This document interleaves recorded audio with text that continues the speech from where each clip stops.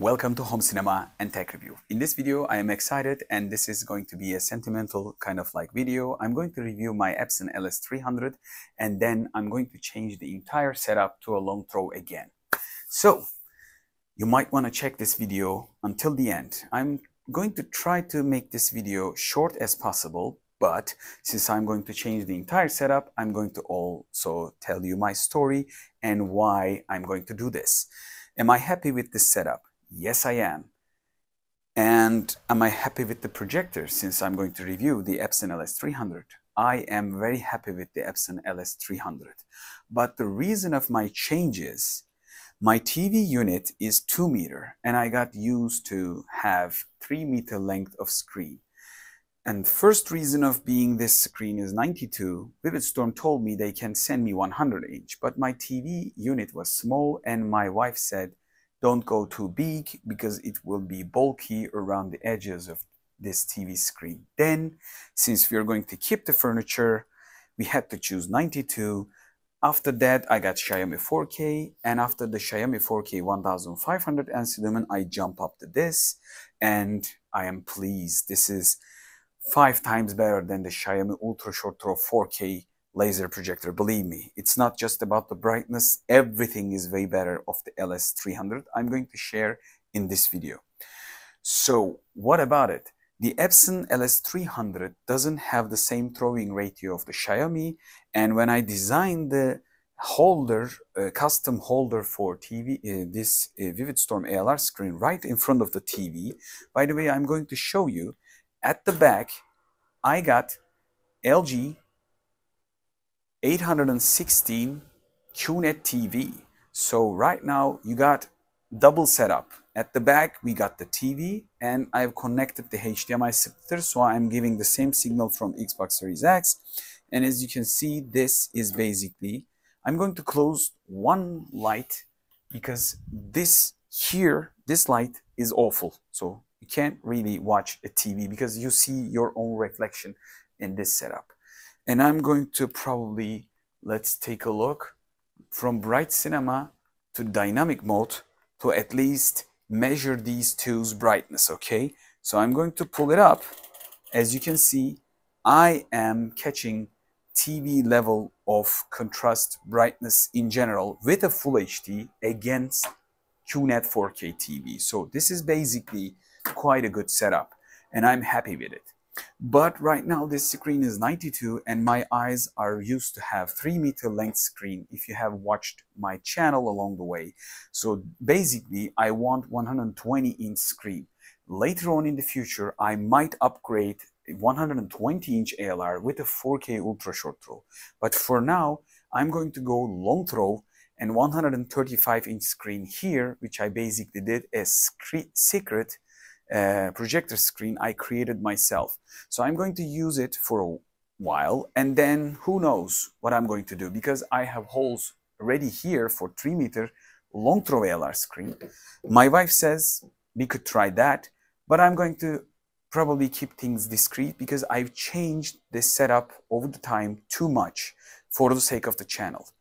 I would have gotten just a good projector and then leave everything behind, or big TV and then done. But for the sake of the channel, I've changed the setup of the living room too much. And this really normally bothers ladies too much because every time I put holes on the wall, the custom stand, holder for ALR screen, whatnot. So long story short, I am happy with the result. But my brother said, I want to buy it from you. Because I said I'm going to change my setup and he said, okay, then I want to buy it from you because he has 55 inch LG G1 and he's happy with the contrast. Everything is good about LG. So he thought about the upgrading from G1 to G3 or G4, maybe the latest model. And then when we look at the prices from G1 to G3 or the latest one, if he upgrades from 55 to 65, 75, there will be huge price difference. And since I'm going to give it in the second-hand price, and I'm going to, as a brother, of course, going to give it a good price. So he's going to get this setup right in front of his TV, just like me. So at the back, he's going to have 55-inch OLED TV with a huge contrast, huge response time for daily use. And if he wants the big screen for casual gaming or big screen picture quality like cinema or watching football matches and stuff, competition, he can use the ALR and the projector like this. So he will create the similar setup, but he's got a little bit bigger TV unit than me. And his TV unit also has a little bit more depth than mine TV unit. Since I'm not going to change the furniture to keep my wife happy, so I didn't want to upgrade the ALR, get it longer and uglier. And I also put it on a future project maybe. For now, just keep it between us. So this is the reason. So let's get back to the Epson EH-LS300 and what we got. While I talk about it, you've probably seen the setup. And I'm going to talk about the details. But before doing that, I'm going to go internally Android of this device. This device has Android 11. When I say Android 11, it started its life from Android 9. And then it got from there. Let's take a look at the 8K Paradise style videos, okay? And then I'm going to play internally right now. I made a dedicated video, but I'm not sure which one is going to be in front of the line with the reviews and stuff. But basically, I made a tutorial about giving the best signal to the projector. Right now, it is 1440p. I'm going to push it to 4K. I'm going to go back. Right now, this video is internally plays 4K from this projector's Android 11. So this is the most important part. You're getting the best video signal from YouTube to Epson EH-LS300. I wasn't expecting that, and it is working way faster than my Xiaomi Ultra Short Throw 4K laser projector. Probably many of the projectors didn't perform this fast in my experience, at least not in this price range. This projector is about $1,500 range, maybe $1,700 up top. So basically, it's a territory that you can really find a good long throw projector, very good contrasted laser, LED long throw projector when it comes down to the price, but definitely it's not an extreme price for ultra short throw projector.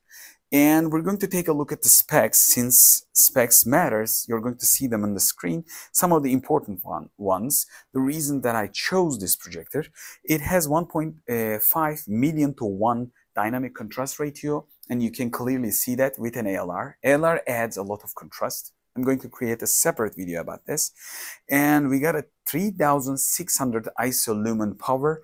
This device definitely beats the hell out of Xiaomi Ultra Short Throw 4K and probably entry-level JM Go. I'm not saying they are bad, but when you need brightness for the bigger screens over 100 inches, this could easily, for a white wall, and I will do it in the end of the video just for you guys, put it on the ground. I will project around 150 inch. We're going to look at the corners and we're going to look at the picture quality from this device. But ideally, in the declaration, they say 120 inch, and I agree with that. 120 inch is good. 150 is watchable because you're going to go far back. And then after that, it's going to get soft because the focus lever doesn't go anywhere. It will be using the fixed focus, and the focus will get softer along the way. So ideal size is 120 for this, but basically this is a full HD, so you wouldn't want to go above 120. You can go if you sit far back. In my resolution video, I explained this. So this released in 2020, and I got 2 updates in my life cycle of less than 1 year, I guess.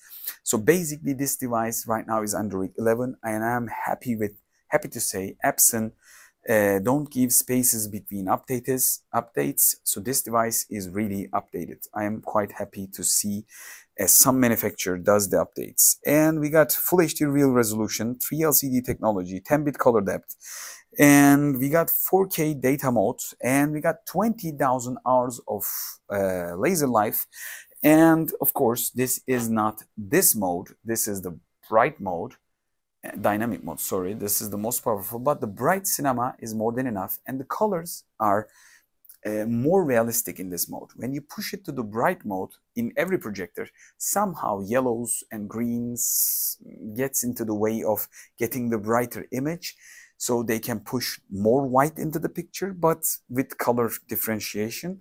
when you go cheaper on the projector side, and HDR is good, but seeing things in the different projectors, you might want to check out if you're just picky about the cinematic experience. This is an overall projector, like a casual use projector in every scenario, and it will please you in the cinema and the bright cinema modes. So after that, throw ratio is 0.4 to 0.7 meters, and it says the calculated. I'm reading, by the way, Projector Central, and throw ratio is 0.27 to 1. So we got 7.2 kilos of weight, and this device is 47 centimeters, which means long, 40 centimeter depth, and 15 centimeters of height. So this is basically a big projector. So you need to know your TV unit size or the place that you're going to put this on or in. And you want to use this projector with same level of your ALR screen. I did it not like this. I put my ALR screen below the ground level just to make sure this ALR screen just aligns with my TV unit for aesthetic purposes. And I also got the TV, and I didn't want to push the TV up for visual experience. But basically what happened is I needed to project at the edge of 92. For that, I need to add a table in front of the TV unit. When I pull the projector out, instead of the Xiaomi throwing ratio, it just got higher from the screen. So even if you catch the sides, you miss the upside, like the top of the screen. So you want to check the throw ratio and your placement before, if you're going to use my sort of setup to hang it on the air to your ALR screen. I just want to keep that in mind. And then we got, it says in the declaration of Projector Central 10 watts, but if I remember correctly, these Yamaha speakers are around 30 watts powerful, and they are quite powerful. And I made a dedicated video because this device has a Bluetooth speaker mode, so you can turn this projector when it's closed into a projector.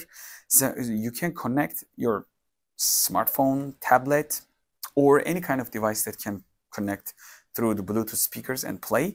But basically I've connected to TV and compared it TV's internal speakers, how you can use similar setup and use this as a speaker just for your TV. So you could get that idea. You can go back and watch that video under the comment section and probably in the end of the corners of this video. So after that, geometric correction, HDR, Android OS, and that's about it. The only thing is lacking with this projector is, in my opinion, is the Netflix. Maybe it's about my region. I live in Turkey. So basically it might be about that, the regional issue, but it doesn't have the Netflix. It has Amazon Prime. It has the Google Play TVs, Google TV, but it doesn't have the Netflix license. So if you want to play the Netflix, if Netflix is too important for you, then you might want to check out. You can't, by the way, install it from the Google Play. Probably there is a license issue. But if you're going to use it with the Netflix, you can connect a console, game console or something like that. The VLC and MX player is installed by me because I sometimes put my hard drive to it and then play the movies from there. And this is kind of like helpful. I got MX Player Pro, and you can also play from like Google TV. I'm going to show you some Google TV, but for the license and limitations, let's just wait a while, see if it works.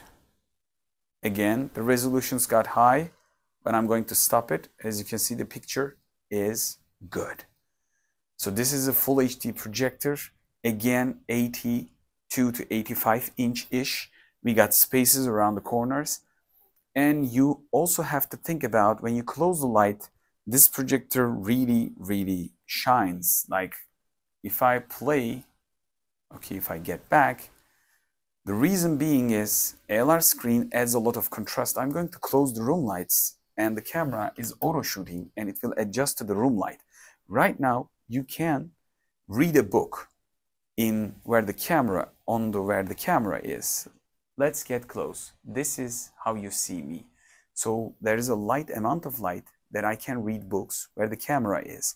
So this room is actually brighter than what you see, but the camera is tuned to this brightness of the screen. So you can clearly have an idea how much light bounces here when the lit scenes happening. This is a bright projector, and it's not even in the brightest mode. It's in the bright cinema. Let's push it to dynamic. See what happens. It becomes a TV. So you can clearly go larger. And my reason being, I'm going to change the setup. I'm going to go bigger size, and I want 120, 135. And some of the commenters, like from you guys, said to me similar stuff. Once you go 120 and above 135, there is no going back. I always felt this screen was a little bit of small.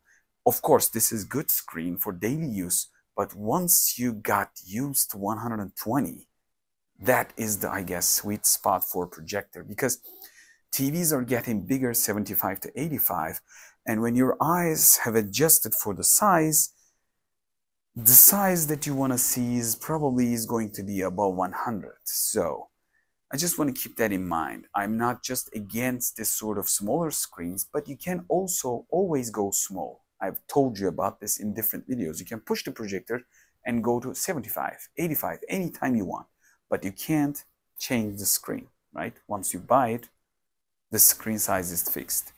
So I'm going to drop the screen again, go back to the in the darkroom setup. I just want you to see. Let's hit the source. I know these scenes are getting longer, but here, bear with me. So I'm going to again push the button of Xbox controller, so this will lit up, and I'm going to drop down this screen. Take a good look at this screen. This is a lit environment where you can read books from bouncing walls, bouncing light from the coming light from the screen, and also at the back, ambient lights, Philips ambient light. I'm dropping down the screen. Get ready. Get ready. This brightness is 120, 105 inch. This is the size on a white wall, and it still looks good. But take a look at the TV. We are catching the TV. So basically, ALR adds a lot of contrast, and I made dedicated videos about all over the place. So this is the reason. And reason for LS300 and similar projectors, I will tell you in detail, of course, in this video as much as I can, but without being too long, is that some of the budget should go to the ALR, and I will create a dedicated video for that.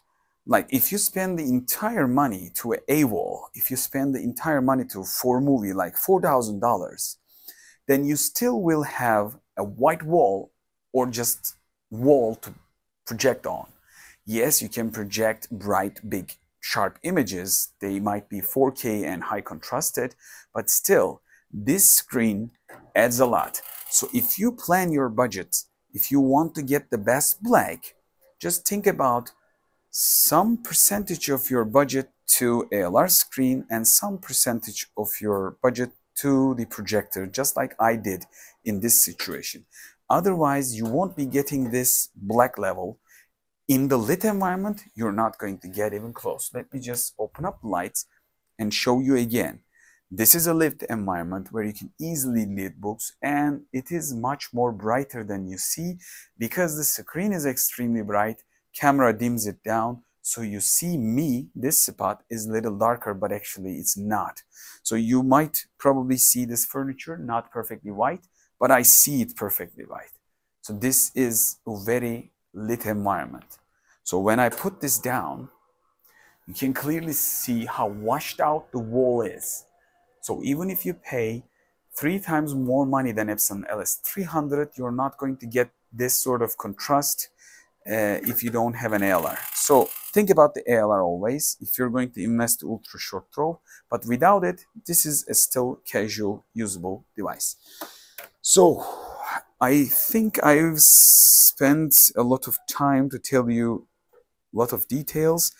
The reason that I come from Xiaomi to this Full HD, Xiaomi was 1500, this is 3600, and you need this brightness for the contrast, and also these screens are dimming the getting some of the light because these are probably 0.8-ish gain, so minus gain. It's just consuming some of the light to give you the contrast. And we got a, you know, ambient light rejection system with the lenticular angling.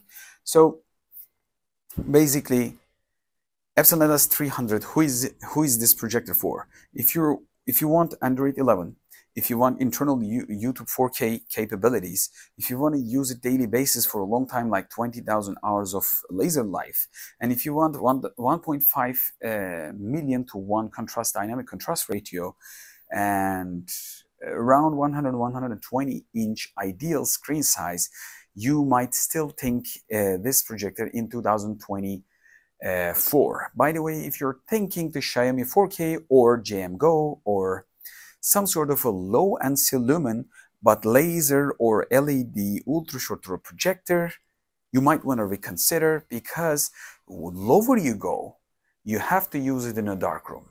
If you're going to use it in a lit room like this, like a TV, you have to have a bright ultra short throw projector. For that matter, any projector as bright as possible. I'm not talking about bad contrast. You should also look for contrast too. But basically, if you buy single LED, 3 laser, 3 LED, kind of like new generation, but low NC lumen projector with a huge amount of contrast, you're going to still lack. When you open up the lights, you're going to project on a white wall and you don't have a bright projector. You need to overcome the ambient light somehow. Even if you have an ambient light rejection screen like this, you need to overcome that ambient light in the room, because your eyes are going to adjust to the room light levels in general.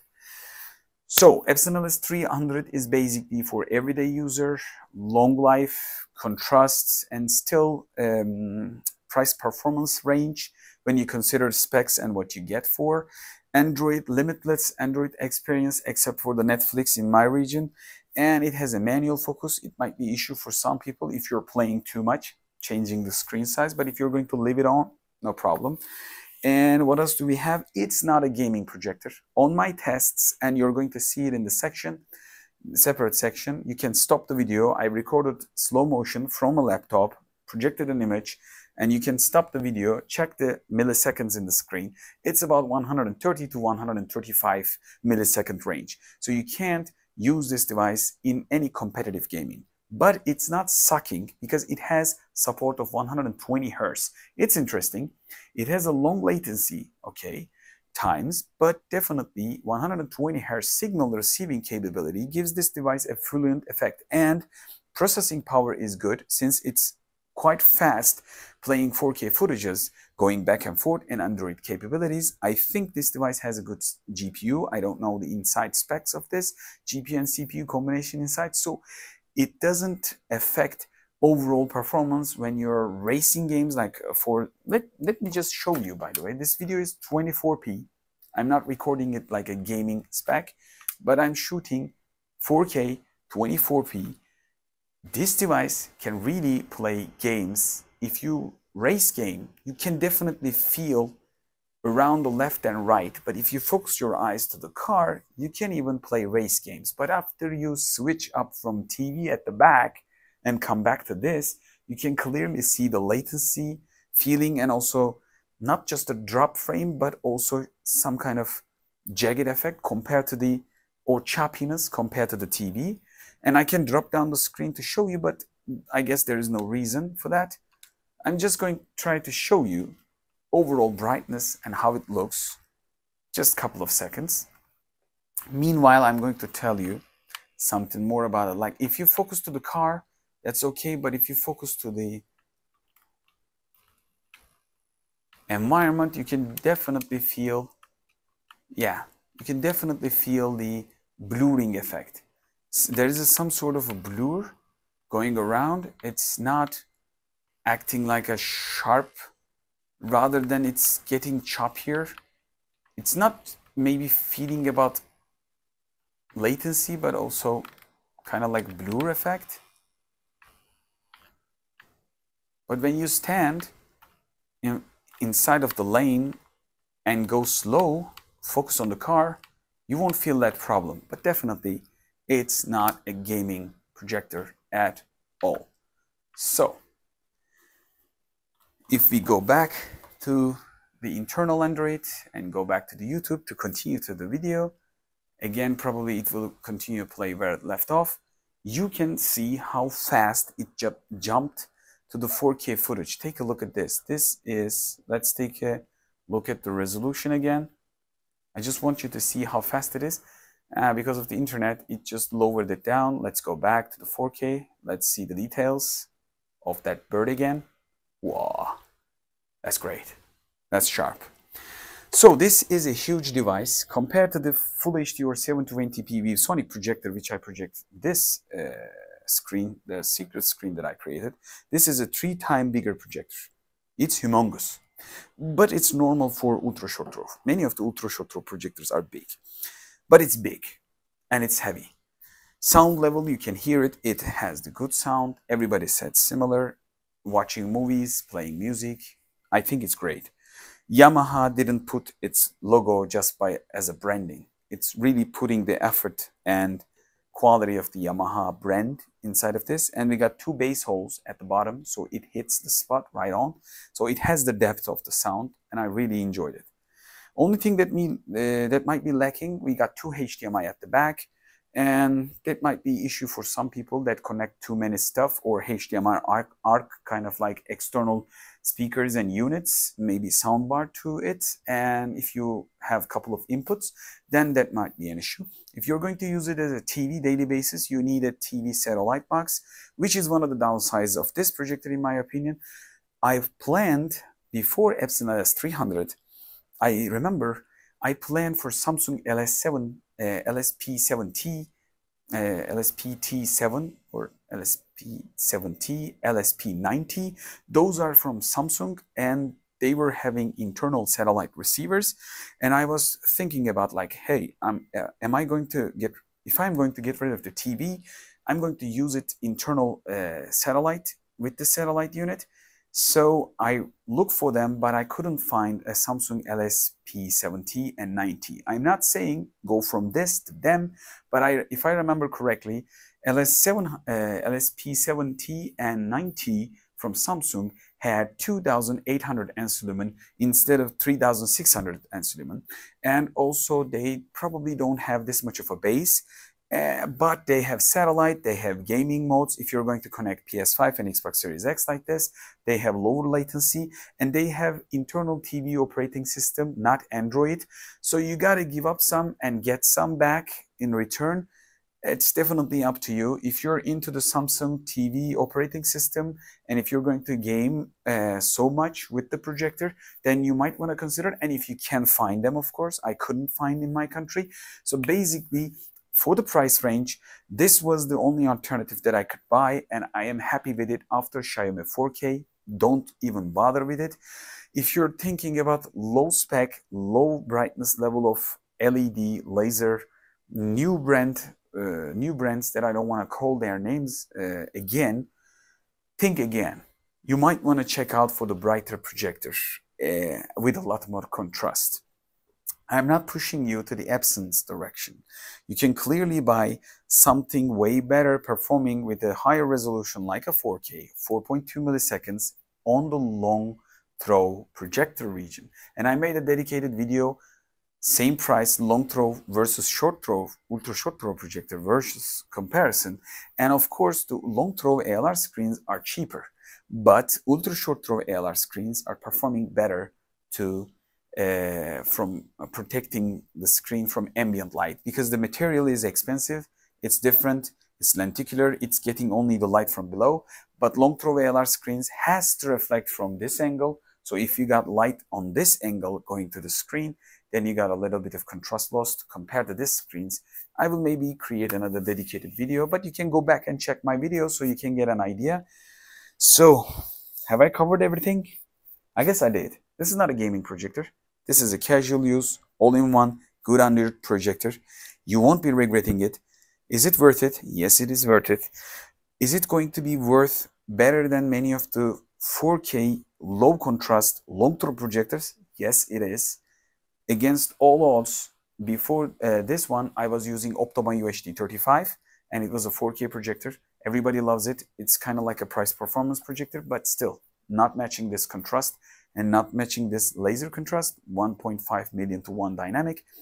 And also it doesn't have the pop of this. And with an ALR, this is one of the best projectors that you can find. But definitely, Optoma was half the price of this. So again, you have to take everything into consideration. Who is this for then? If you don't have too much of a tight budget, if you can buy it in the second hand with not much of a lifetime it's spanned, it's a good projector.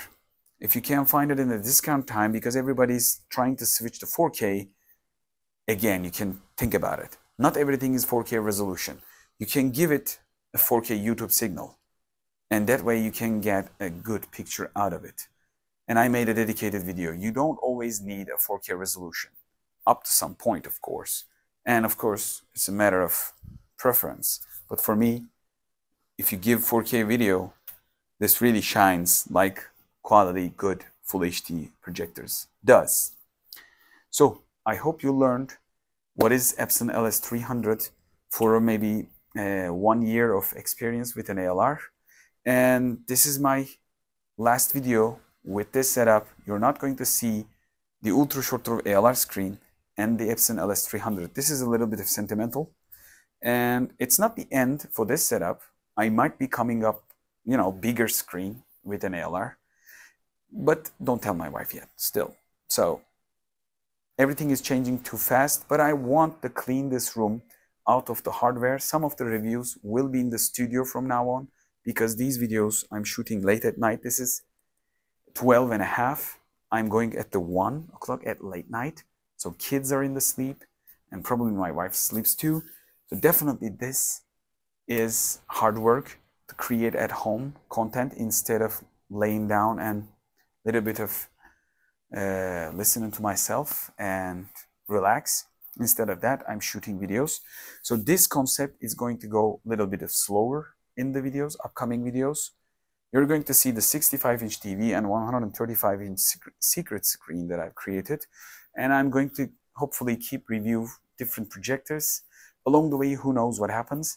But if I were you, if I were right now going to plan for an ultra short throw, I would have think Epson EH-LS650 instead of this. It's 4K, and it's probably supporting better games with the lower latency.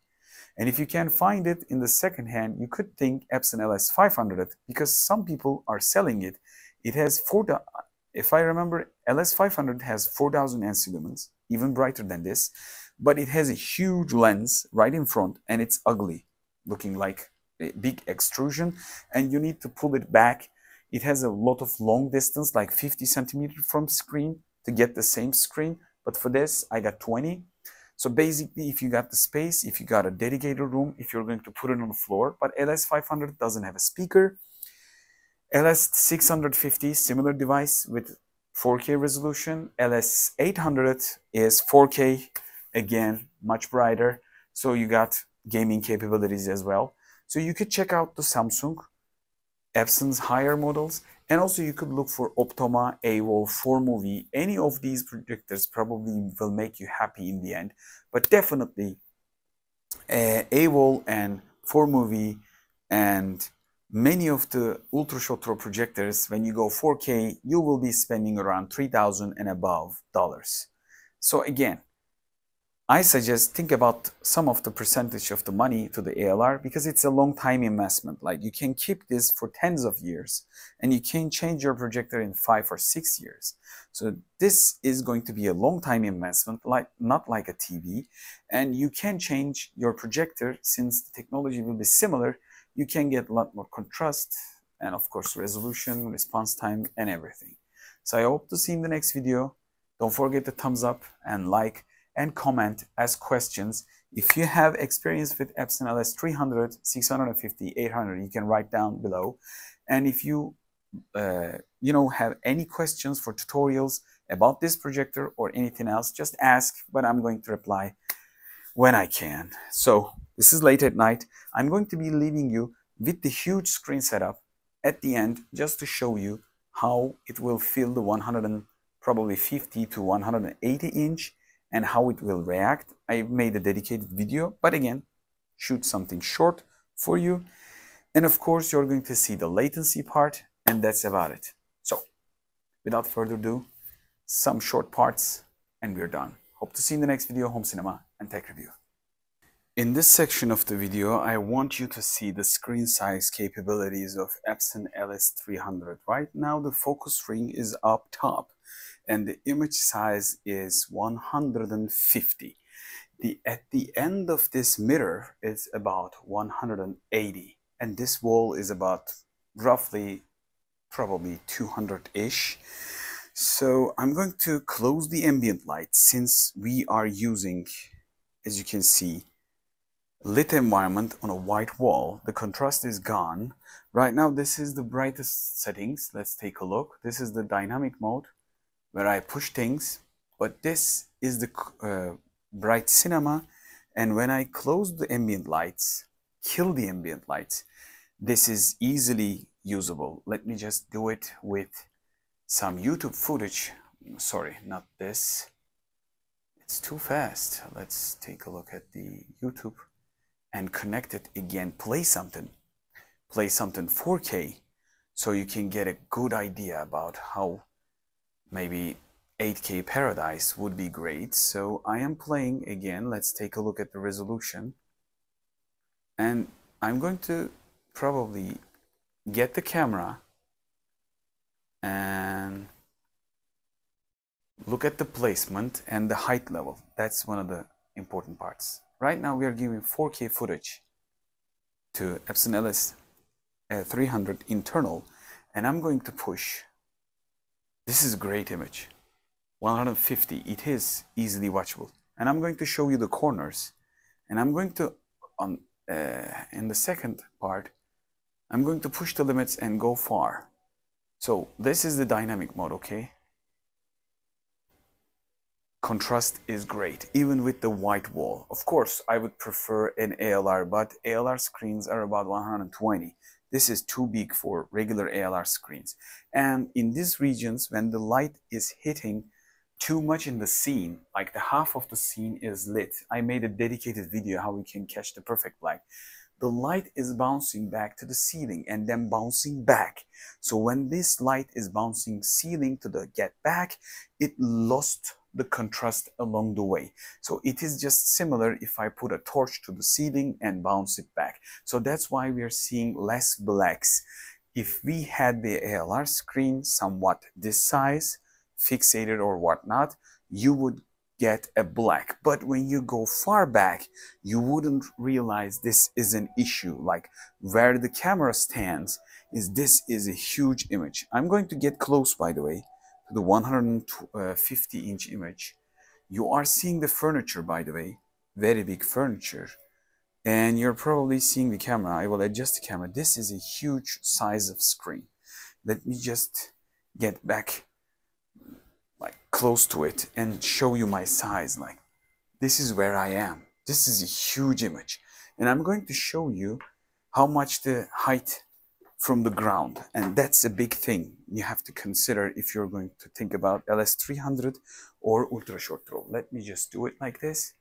As you can see, the screen height, I put the Epson to the ground, but I needed to pull it far back, so it is a little longer throw. And the probably height is from the ground of 50 centimeter-ish. So once you do it like this, it loses the purpose of being ultra short throw anymore. Like it becomes like a short throw projector because it's not close to wall anymore. You have to do the cabling. You have to have a custom stand to pull it off. And then the height of the screen is coming to the top of the ceiling. So basically, even if we do it onto the ground, we need to be sitting in a pretty good close position. So I will get here again. This room right now feels like an ocean. And I'm going to push this table just to get a little bit back for you guys to create 180-inch image. But it will also be affected, of course. Okay, so is it enough? I guess I'm flat right now. Yeah, I'm going to push it to the right, and here we go. So this is the sharpness. Oh, sorry, I need to go a little bit forward because on the left wall, okay. Right now, this is the top size that we can achieve. Let's take a look. I want to give some, oh, sorry, I need to correct the angle, right? We always have to do the checking. So I need to pull the projector a little bit on the left to get it. Yes, I guess I got the image as where I want it to be. So let's give it a bit of OLED demo, because OLED demos are quite contrast. I just want you to see how it performs. Of course, the camera is tuned to auto, so it will adjust, but take a look. I'm getting pretty good blacks. Yeah.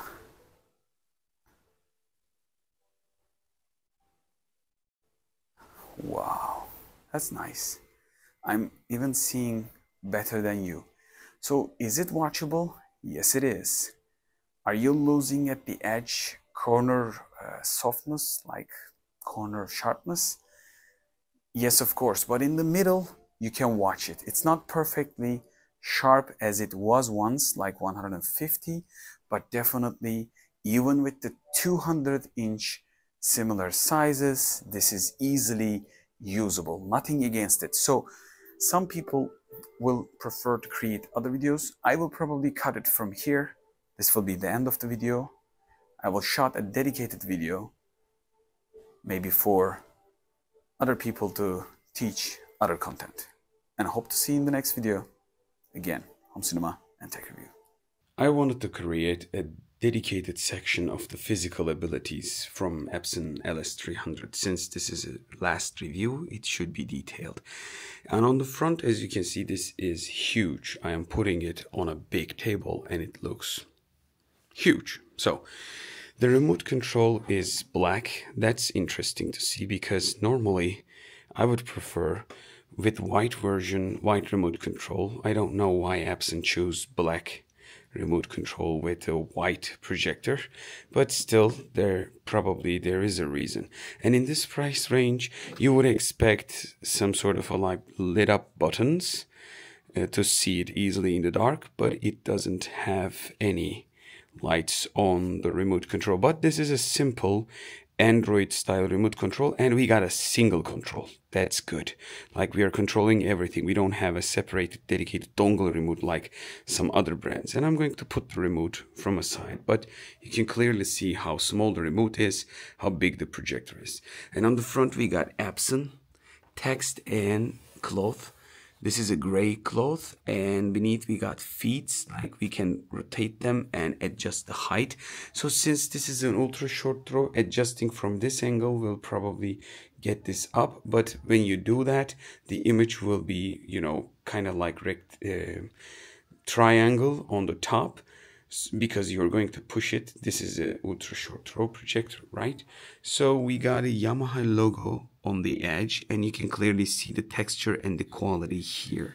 And we got an Epson logo on the front. So this looks really good, like a furniture style. When I rotate around, we got a cover here, silicone supports, sponge maybe, because of the, you know, when it makes the noise, this has a lot of bass, so for the shaking.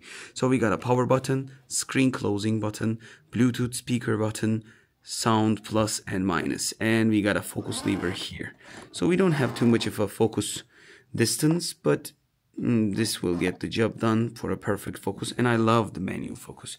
Here we got a cover. When you pull this off, this lever, when you pull this lever off from this side, it will pop up underneath and you can change the filter. And I'm going to continue to rotate. And as you can see, we got two HDMIs, okay, and one USB-A port and one service port, one optical out, and that's it, the power input.